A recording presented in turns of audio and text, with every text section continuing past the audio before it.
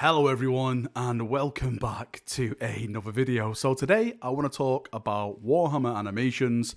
We have a new article, well I say new article, this was released the other day by the Warhammer community team about a brand new animation reveal which is going to be happening this Saturday. I will be streaming this for those of you who are interested who want to come and join me for the watch along. But I also want to talk about the greater sense of the community as well, because there's been a kind of an unrest in the community because with some of the community animations that have now sided with Games Workshop and are working for Games Workshop, those animations are no longer available to watch anywhere. And I think that is a really, really bad decision from Games Workshop. So let's jump in and let's have a little talk about this. So firstly, of course, let's start with the official reveal animation show, which is going to be happening this Saturday at 6 p.m.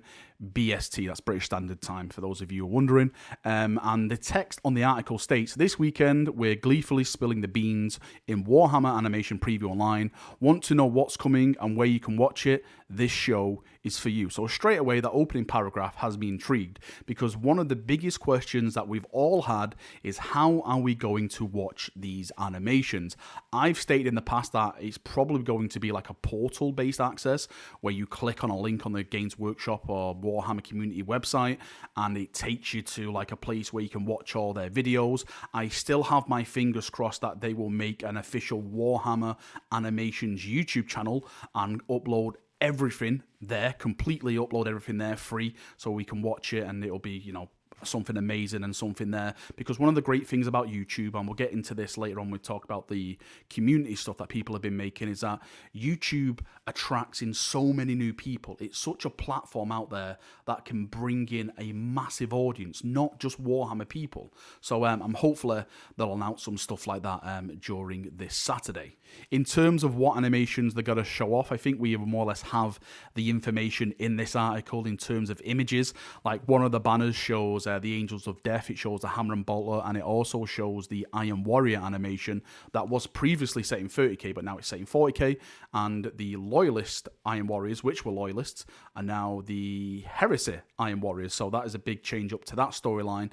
And they also have this poster in the background, which is Warhammer Hammer and Bolter. Hammer and Bolter is basically going to be a show which is going to be showing off different Warhammer races throughout that series, much like Love, Death and Robots and stuff like that, where they show like different pieces of animation and each one covers a different story and everything like that. I love the sound of that. I think it could be great if they do it properly, if they do it right. I would love to see an Eldar story, a Tower story, an Imperium story, a Chaos story, even an Orc story. It does have some orcs at the bottom there, so fingers crossed that we do get to see a story from the perspective of the Greenskins. I think that would be absolutely awesome and incredible.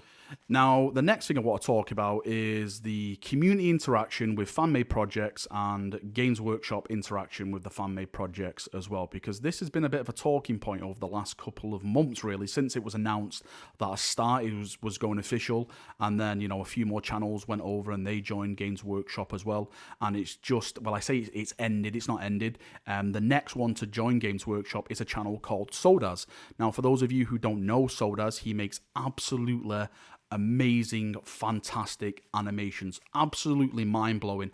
I would go as far to say that the animations he did were probably some of the most smoothest, the most realist animations I've seen in a 40k setting. Like the way Space Marines moved, the way like their guns jolted up and down, the movements, just like the action shots, it was completely 100% amazing. I've done some reactions over on my channel with some of the Imperial Fist stuff and everything like that. Completely amazing. Awesome, awesome, awesome stuff.